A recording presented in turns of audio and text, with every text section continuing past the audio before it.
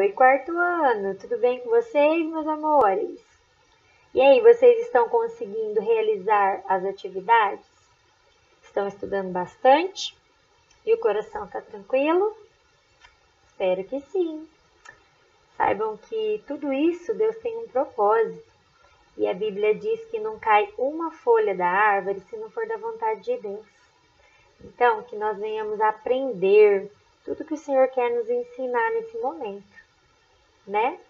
Sua família também está tranquila, está bem? Eu acredito que sim, né? Então, eu trouxe para vocês um versículo que está lá em Filipenses, no capítulo 4, no versículo 7, que diz assim: E a paz de Deus, que excede todo o entendimento, guardará os vossos corações e os vossos pensamentos em Cristo Jesus. O que essa passagem nos mostra, quer nos dizer? Ela quer dizer assim que toda vez que a gente depositar toda a nossa confiança em Deus, Ele vai nos dar uma paz que sai do nosso entendimento, que é uma paz muito grande. Ele vai guardar o nosso coração, e Ele vai guardar a nossa mente. Então, Ele vai trazer à nossa memória tudo aquilo que nos deixa alegre, tudo aquilo que nos deixa felizes, né? Então, eu quero que você guarde isso no seu coração, tá? E eu tenho certeza que logo, logo nós iremos nos ver. Beleza? Então, pega a sua apostila de geografia agora e abre lá a partir da página 9. Hoje a gente vai conversar um pouquinho sobre solo, sobre o ar e vamos falar também sobre clima e paisagens. Vamos lá? Então, o que é solo? O solo é um importante elemento da natureza, né? É nele que a gente cultiva os nossos alimentos, é nele que nós construímos as nossas moradias, as nossas casas, né? Mas o solo nem sempre foi da forma com que nós encontramos ele hoje. Teve um longo processo de transformação, né? Então, ele é formado da decomposição das rochas, né? Que passaram por transformações por milhares de anos, né? Também transformaram o solo as chuvas, as mudanças climáticas, as ações dos seres vivos, como os fungos, as bactérias, né? Tudo isso contribuiu para a formação do solo. E eu trouxe para vocês uma imagem que fala, né? Que demonstra tudo que aconteceu com o solo ao longo do tempo. Vamos ver, ó. Então, eu tenho ali o primeiro tipo de solo. É um solo primitivo. Percebam que a camada de rocha, né? Ela é bem grande. Depois nós temos uma camada pequena de terra. E os líquens, que são as bactérias, os fungos, que ajudaram a formar ali os primeiros tipos de solo, né? Eles contribuíram para essa formação. Sempre com a ação do tempo também, ó. Temos a chuva ali por cima. Depois nós temos um solo mais jovem, que percebam que a quantidade de rocha diminui, aumenta a quantidade de terra. A chuva está ali e surgem os primeiros arbustos. Olha lá, então já tem uma pequena camada de vegetação. E o solo mais maduro tem uma rocha menor, uma grande quantidade de terra, né? E já possui árvores, porque ele é um solo bem mais desenvolvido. Então, ele tem já uma vegetação maior, né? A plantação ali, ela se desenvolveu bem. Então, a gente vai falar sobre alguns tipos de solo, ó. O primeiro é um solo arenoso. Ele possui uma grande quantidade de areia. O segundo é um solo argiloso. Possui uma camada significativa de argila. O solo calcário, que é composto por pedras, né, por rochas. E o solo humoso, que vocês vão ver que é um solo bem fértil. Agora eu vou falar um pouquinho das características de cada um desses. Então, o solo arenoso. Qual que é, né? Aquele, como eu falei, que tem uma grande quantidade de areia. Por isso, ele é muito permeável. Como assim? A água, ela penetra com facilidade nesse solo, né? Então, ele é formado por esses grãozinhos pequenininhos, mas ele é um solo pobre em nutrientes. Significa que se você plantar uma planta, uma espécie qualquer de planta ali, possivelmente ela não vai se desenvolver, né? Ela não vai ter esses nutrientes para crescer, né? O solo argiloso é aquele que é formado por grãos pequenos e compactos, né? Por argila. E ele também é impermeável, né? Ele apresenta grande quantidade de nutrientes. Então, esse solo, ele já é rico em nutrientes. A água penetra bem nele, mas ele é muito bom para a atividade agrícola. Então, nesse tipo de solo, a gente consegue desenvolver bem as plantas. O solo calcário. Esse daí, ele é pouco rico em nutrientes, então ele não tem uma quantidade boa de nutrientes, né? Ele possui pequenas quantidades de pedras, né? Aliás, pedras grandes e pedras pequenas, e ele é típico de regiões desérticas, tá? Ele não tem, então, nutrientes para desenvolver uma atividade agrícola. E o solo humoso? Ele é chamado também de terra preta. Esse tipo de solo ele é bastante fértil, tá? Porque ele tem uma grande concentração de material orgânico, né? Então, os bichinhos que vão morrendo, né? A ação das bactérias, tudo isso contribui para esse solo. Então, ele é bem desenvolvido, ele é bem rico em nutrientes. Então, tudo que a gente plantar ali possivelmente vai se desenvolver bem. Ele é um solo, portanto, bom para atividade agrícola, para plantação. Agora a gente vai falar um pouquinho sobre o ar, né? Esse elemento extremamente importante para a nossa existência humana, né?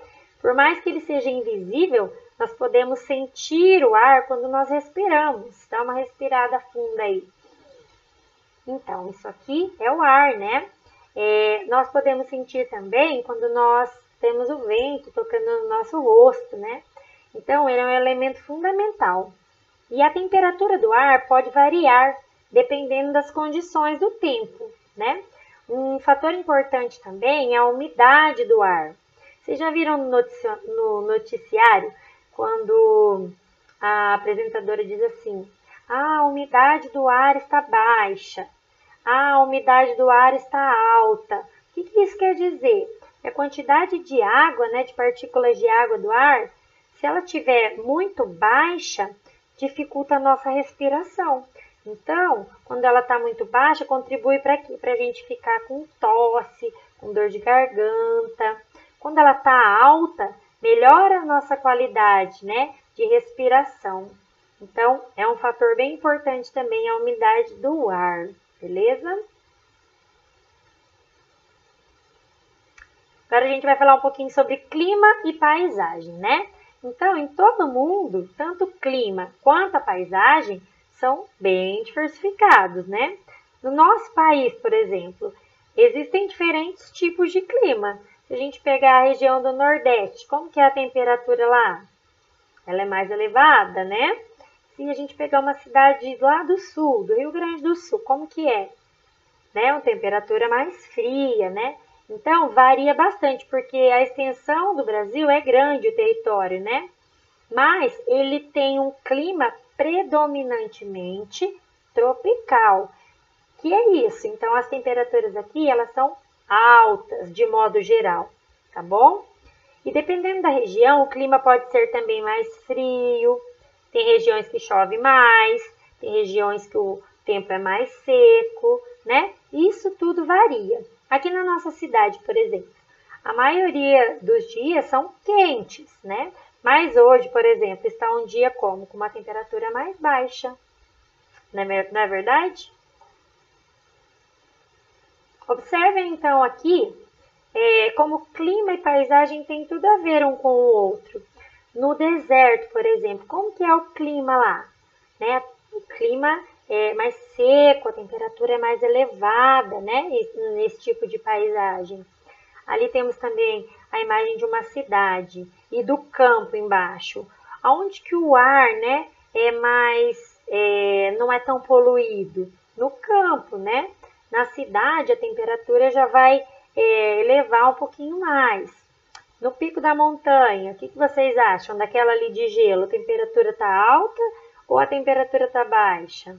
Possivelmente está baixa, né? Porque está congelando ali. Então, dependendo do local, o clima varia, a temperatura varia, né? Dependendo da região. E cada paisagem também tem a sua temperatura, tá? Tudo isso que vocês estão vendo são paisagens diferentes umas das outras. Se você olhar pela sua janela aí agora, que tipo de paisagem vai ter? Vai ter o muro do vizinho? Não, olha um pouquinho adiante. O que vocês conseguem enxergar? Ou quando vocês estão no campo, que tipo de paisagem vocês observam? Depois você me conta, tá? Então, no nosso estado, no Paraná, e nos demais estados do sul do Brasil, como eu já disse, há uma ocorrência de temperaturas baixas em algumas épocas do ano e pode até nevar, né? Ali nós temos o cartão postal da cidade de Curitiba, né? É um local, né? Ópera de Arame, lá de Curitiba, em que a vegetação ali está toda coberta por neve, né? Uma pequena camadinha de gelo ali. Não é sempre, mas isso acontece com frequência nessa cidade. Pro, qual é a diferença entre clima e temperatura? Me diga. Nós podemos fazer uma associação aí, né? O tempo a gente pode falar que é o humor daquele lugar. E o clima, a personalidade daquele lugar. Como assim? O tempo, né, relacionado ao humor. O tempo, então, ele muda de acordo com os períodos, né? Um determinado tempo ele está de um jeito, né? Muda o humor. E o clima, a personalidade das pessoas, ela não muda, né? Então, por mais que um dia esteja muito quente lá em Curitiba, vamos dizer que o humor dele aquele dia está um pouquinho melhor. Mas a personalidade dele é qual? É predominantemente mais fria, né? Então, eu fiz essa associação para vocês perceberem a diferença entre tempo e entre clima de um lugar. Então, tempo é o humor, ele varia, e a personalidade, ela sempre permanece daquela forma, tá certo? Pode variar? Pode, mas o que predomina é sempre a personalidade daquela determinada região. Certinho, então? Então, eu espero que vocês tenham entendido essa aula. Volta lá nos slides se vocês ficaram com alguma dúvida, tá? Dá uma consultada na apostila, no caderno. Tudo isso a gente já conversou, tá certo? E eu vou estar enviando para vocês as atividades de hoje, tá? Lá no site do colégio. Qualquer dúvida, por favor, me chamem. E um beijão, fiquem com Deus e até a próxima aula. Tchau, tchau.